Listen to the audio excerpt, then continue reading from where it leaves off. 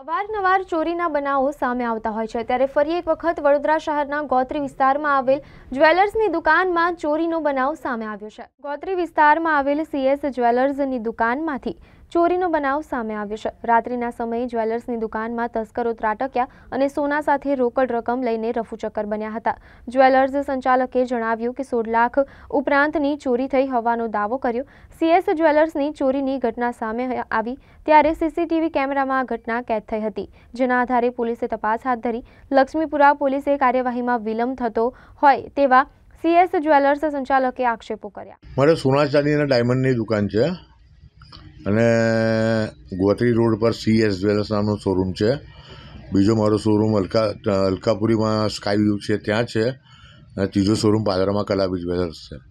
પણ હું ગોત્રી બેસું છું, મારા મધર ફાધર પાદરા બેસે છે અને છોકરી અને જમાઈ ન્યૂ અલકાપુરીમાં બેસે છે।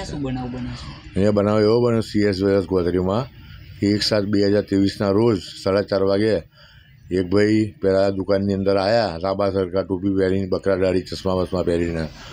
મને એવું લાગ્યું કે એજ્યુકેટેડ વ્યક્તિ છે, એટલે મેં એમને કીધું શું લેવું છું તમારે? કે મારે મંગળસૂત્રના ચેન લઈ જવાની છે। એટલે મારે તો એ નિયમ છે, મેં હું પહેલાં પૂછું કે ભાઈ અત્યારે લઈ જવાની છે તમારે? કારણ કે એને હા કીધું હું પૈસા લઈને જ આવ્યો છું કે છે। ત્યાર પછી એટલા બોલતાની અંદર બીજી બેન આવી, અને બીજી બેને મારી પાસે બચ્ચા કડા માગ્યા, તો બચ્ચા કડા મેં એને કાઢીને બતાવ્યા। પછી બચ્ચા કડા પેલી પસંદ કરતી હતી, પેલાએ કીધું તમે મારે મોડું થાય છે, મેં તમે મને બતાવો। મેં કીધું કે ભાઈ ડિસ્પ્લે પર લાગેલું છે, તમે જોઈ લો, તમને એમાંથી ના ગમે તો પછી બીજા બતાવો। ડિસ્પ્લે પર જે 7-8 મંગળસૂત્રો લાગેલા છે એને જોયા હતા કે નથી ગમતા કે છે। મેં કોઈ બીજી ચેનો જોઈ લો, બીજી 8-10 ચેનો છે એ। પછી મને કહે છે કે તિજોરી ખોલો ને, કે તિજોરીમાંથી બતાવો ને કે છે। એટલે તિજોરીની અંદર એને પેલા કાચની અંદરથી જોયું, તિજોરીમાં મોટો ડબ્બો ગયો છે, તો મોટો ડબ્બો કાઢ્યો મેં ને અહીં મૂક્યો ડબ્બો, તેની અંદર હાથ ગાલી, 3-4 વાર હાથ ગાલી અને પછી પડીકું આમ કરીને સળગાવી લીધું। સોનાનો 100 ગ્રામનો બિસ્કુટ, 50 ગ્રામનો બિસ્કુટ અને 3 મંગળસૂત્ર। 11-12 લાખ રૂપિયા કિંમત થાય, અત્યારે 16 લાખ રૂપિયા કિંમત થાય આજના ભાવે। આ બાબતે પોલીસ સ્ટેશનમાં ફરિયાદ કરી તમે? પોલીસ સ્ટેશનમાં 25 ઓછામાં ઓછું નાખી દેતા 10થી 15 વાર મેં અરજી કરી, RTI માહિતી માગી, કોઈ જાતનો રિસ્પોન્સ આવતો નહોતો અને ઉપરથી મારી પર ગુનો દાખલ કરવામાં આવ્યો પોલીસને અડચણરૂપ થવામાં, વ્યાજખોરીનો, અને મને હેરાન પરેશાન કરી અને તકલીફ આપેલી છે। મારી માંગ એવી છે કે ભાઈ હવે આ પોલીસ કર્મચારીઓ જે મને હેરાન કર્યો છે એ લોકોને સસ્પેન્ડ કરો, કાં તો શિક્ષાત્મક પગલાં ભરો, કાં તો ડિપાર્ટમેન્ટલ ઇન્કવાયરી બેહાડો અને એ પોલીસ મને ચોરને પકડી વહેલી તકે ન્યાય મળે, મારો માલ પાછો મળે એ મારી અપેક્ષાઓ છે પોલીસ પાસે। પોલીસ એક જ વખત તપાસ કરવા આવી હતી, બસ 1-2 કોન્સ્ટેબલો ખાલી, PI નહીં આવ્યા। CCTVમાં દેખાય છે? CCTV કેમેરામાં કમ્પ્લીટ દેખાય છે। મેં તમારે પેનડ્રાઈવ જોયું, પેનડ્રાઈવ આપી દઉં તમને। CCTV કેમેરામાં કમ્પ્લીટ ઉઠાંતરી દેખાય જ છે।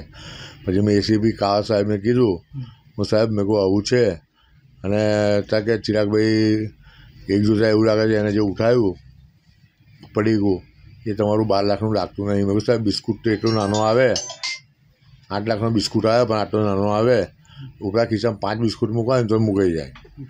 તો એને પડીકું હાથમાંથી જે વેલ્યું જમણા હાથમાંથી એ પડીકું એને ખિસ્સામાં ગાળી દીધું। કેવી આશા રાખી પોલીસ તરફથી?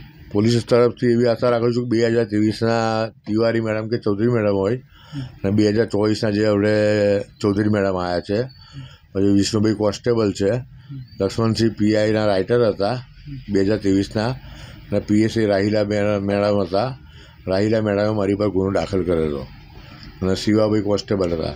આ બધા કરપ્ટેડ વ્યક્તિ છે અને આ ઈસમોએ મારા વિરુદ્ધ કાર્યવાહી કરી મારી પર ગુનો દાખલ કર્યો અને મારી 2 ફરિયાદોનું કોગળું વાર દીધું। મારી અરજીની કોઈ તપાસ ચાલતી નથી, કોઈ કરતું નથી। મેં DCP, SCP, CP, DGP બધાને જાણ કરી 3-4 વખત, કોઈ મેળ મળવો પડતો નથી। આ ડિપાર્ટમેન્ટથી થાકી ગયો છું, હું જાતે બીમાર છું, 200 BP રહે છે મને અને પ્રોબ્લેમ થાય છે મને। હું 24 કલાક AC મેળવનાર માણસ, અને બપોરે ઉનાળામાં 3 વાગે બોલાવી અને સ્ટેટમેન્ટ લખવા ત્યાં આગળ ટોર્ચરિંગ કર્યા કરે, સ્ટેટમેન્ટનો એ કરો ને તમારી ઉપર ગુનો દાખલ કરવામાં આવશે। કોઈ સમન્સ નહીં, કોઈ વોરંટ નહીં, અને મને બોલાયા કરતા હતા। ફોન કરીને બોલાવ્યો અને મારા બધા નંબર એ લોકોએ બ્લોક કરી દીધેલા.